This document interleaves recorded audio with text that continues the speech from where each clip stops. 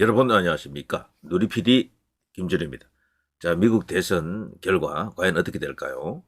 출구조사, 개표, 그리고 수없이 많은 그 여론조사 이런 걸 보더라도 누가 이길 것 같다라고 제가 단정적으로 말하기가 어렵습니다. 그 정도로 미국 자체가요 거대한 50대 50 나라가 되어 있죠.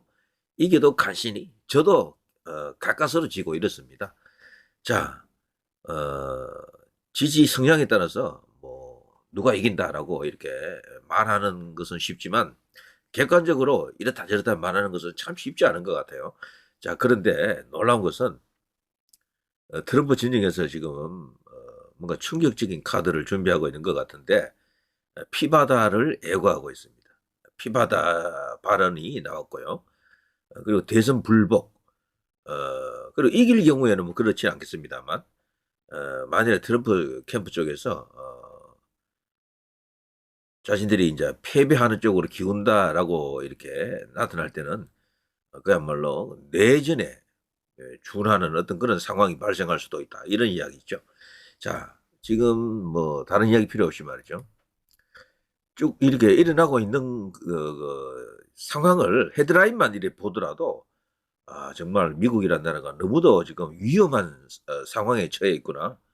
우리가 알던 세계 최강대국, 향후로도 한 100년간 이 지구 최대의 패권자로 남아있을 그런 나라로 다 알았지만 그 미국조차가요 외부에 의해서가 아니고 그 내부에 의해서 내부 분열에 의해서 참 위험하겠다라고 이제 생각할 수가 있는데 원래 나라가 망할 때는 내란에서 그 내부의 문제로 이게 사실은 무너지는 경우가 대부분이에요.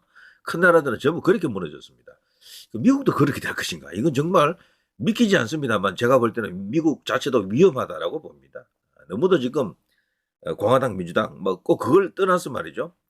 이 소위 이제 철저한 갈라치기에 의한 두 나라가 되고 말았어요. 이러다가 보면요, 세 나라가 또 될 수도 있습니다. 나중에 가보면은 여러 가지 요인을 갖고 있죠. 저거는 그런 것들이.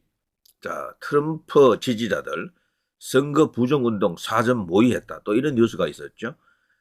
이걸 뭐 굳이 읽어볼 필요는 없는데 공화당 쪽에서 이 트럼프 지지자들이 부정선거를 한다라고 하는 것은 사실 믿기가 어렵습니다. 그동안 이 부정선거 이슈는 주로 민주당 쪽에서 나온 거거든요.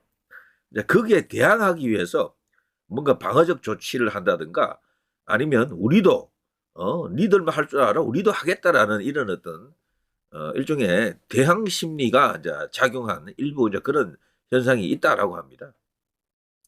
2020년 대선에서 트럼프 전 대통령이 패배할 당시 부정선거가 벌어졌다고 주장하는 게 이 공화당 쪽이죠. 특히 트럼프 지지자들이죠.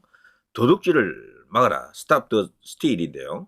그 운동을 벌였던 거죠. 그리고 이번에도 마찬가지입니다. 이 운동을 계속했어요.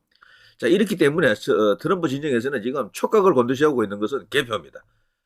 이번에는 또 유례없이 많은 트럼프 지지자들이, 공화당 지지자들이 사전투표에 참여를 했습니다. 야, 이건 뭐 민주당하고 거의 비슷해요.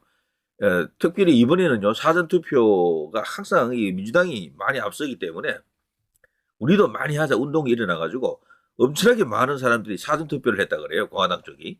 이것이 과연 어떤 결과를 갖고 올 것인가, 이것도 지금 촉각을 곤두세우고 볼 수밖에 없는 일이다.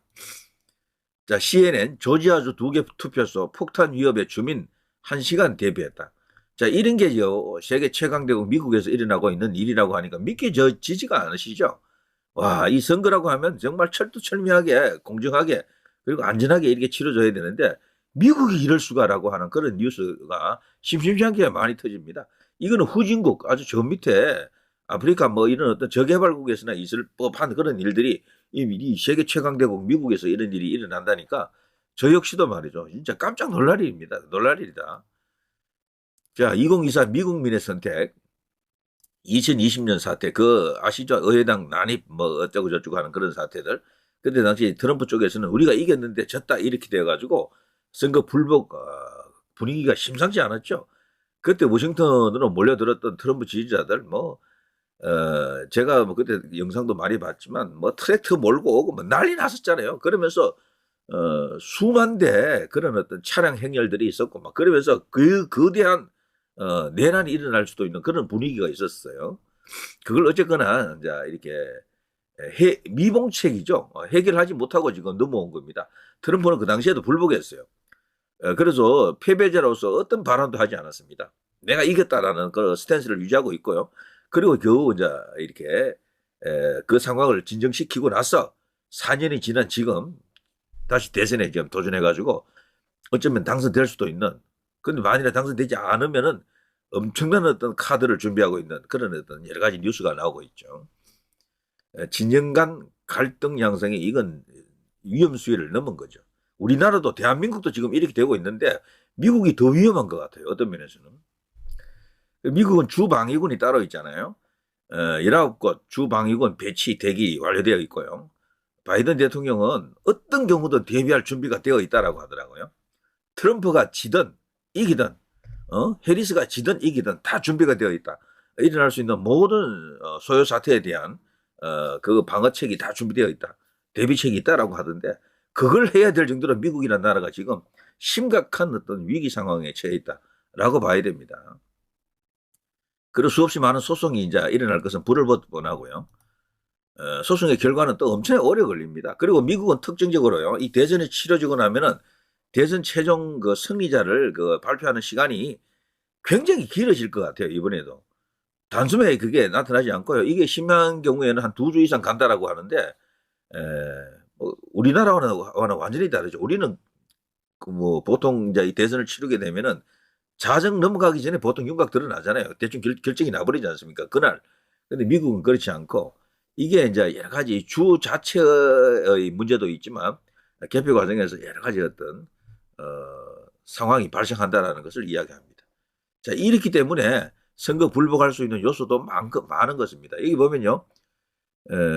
AP통신에 따르면 24곳 이상의 주에서 요청이 있을 경우 워싱턴 DC의 주 방위군을 파견할 의향을 밝혔다. 앞서 4년 전 대선 당시에는 도널드 트럼프 전 대통령의 극렬 지지자 수천 명이 선거 패배에 불복하면서 의회의 선거 결과 인준을 막겠다며 의사당에 난입한 바 있다. 이번 선거에도 이 같은 상황이 재발할 수도 있다는 우려가 나온다. 워싱턴 DC에서는 아직 주 방위군 파견을 공식적으로 요청하지 않았지만 사태 재현 가능성에 대비하고 있다. 이미 모든 만반의 준비는 다 되어 있다 그러더라고요. 신호만 떨어지면 바로 그냥 주 방위군이 쫙 들어가서 그냥 해결한다 이런 건데요. 근데 이번에는요, 특징적으로 사전 투표가 무려 7,500만 표 돌파. 와, 이건 기록적입니다. 그야말로. 자, 이렇게 되기 때문에요, 이번 선거는 과거와는 다르다라고 하는 그런 주장도 있더라고요. 양상이 달라졌다라는 거죠. 이번에도 과연 63대 뭐 30 얼마 그런 수치가 과연 나올는지, 우리나라도 그렇게 나오잖아요. 미국이 과연 그런 수치를 또 뽑아낼는지 한번 지켜봐야 됩니다. 사전투표 같은 경우에 말이죠. 자, 미국 대선 펜실베이니아주 9,000표 실수로 무효위기. 이런 것도 사실 있을 수가 없는 일이죠. 그 정도로 말이죠. 엉성하더라는 거죠. 지금 이 시스템이요, 너무도 허술하고 엉성해요. 우리도 허술하고 엉성하잖아요. 소쿠리 투표로 대표되는 그런 건데, 미국 또한 이 사전투표가 등장하면서부터 선거가 개판이 됐어요. 너무도 엉성하게 된 거야. 그래서 이 사전투표는 누구의 주장에 따르면요, 부정선거를 이렇게 획책하는 어떤 특정한 카르텔이, 세력들이 있다. 그들이 세상을 지배하기 위한 수단으로 이런 것을 이제 이렇게 결국 제도화했다라고 이제 주장하는 거죠. 그거 사실 굉장히 무서운 이야기인데, 자, 이런 사전 투표로 인해서요, 이제 항구적으로 영원히 국민의 민심, 주권자들의 민심이 그대로 반영되는 선거는 이제 지구상에 있을 수가 없다라고 하는 그런 주장까지 합니다. 그래서 사전 투표는요, 부정선거를 믿든 믿지 않든 무조건 없애야 돼요. 이거는요. 부정선거를 안 믿는 사람들도 사전투표는 안 돼라고 하는 주장에 동의를 해야 됩니다. 그리고 개표는 반드시 수개표를 해야 돼요. 그래야 이게 논란이 없어집니다. 그래야 국민들이 하나가 될 수 있어요. 선거 결과 조금 빨리 하는 게 그게 중요치 않습니다. 비용 조금 절감하는 거 그거 중요치 않아요. 선거 비용을 조금 더 쓰더라도 인건비를 좀 더 나가더라도 과거와 같이 수개표 해야 되고 하루 만에 끝내야 됩니다. 선거는. 하루 만에, 본투표 하루 만에 다 모든 걸 끝내야 돼요. 시간이 부족하다 싶으면요, 10시까지 하면 돼요, 10시까지. 뭐 11시까지 하면 어떻습니까? 새벽 6시부터 한 11시까지 시간 좀 늘려서 이렇게 하면은 다 할 수가 있다니까. 그런 식으로 가야지만이 나라를 하나로 만들 수가 있어요. 국민 통합을 하려 그러면은 이 선거 제도부터 완벽한 신뢰, 무결성을 획득해야 된다. 이런 말을 제가 여러분과 함께 공유하고 싶습니다. 자, 지지율이 밀리자, 지지율이 밀리자, 또다시 선거 불복 예고하는 트럼프. 그래서 지지율 밀렸다라기보다는요, 트럼프가 지지율 밀리는 것도 있었죠. 그렇지만, 트럼프가 이기는 것도 많았습니다. 지지율 이것뿐 아니고요. 그 밖에 많은 이야기들이 있었죠.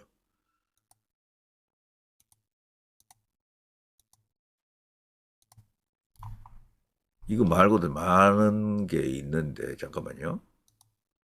자, 이런 게 있죠.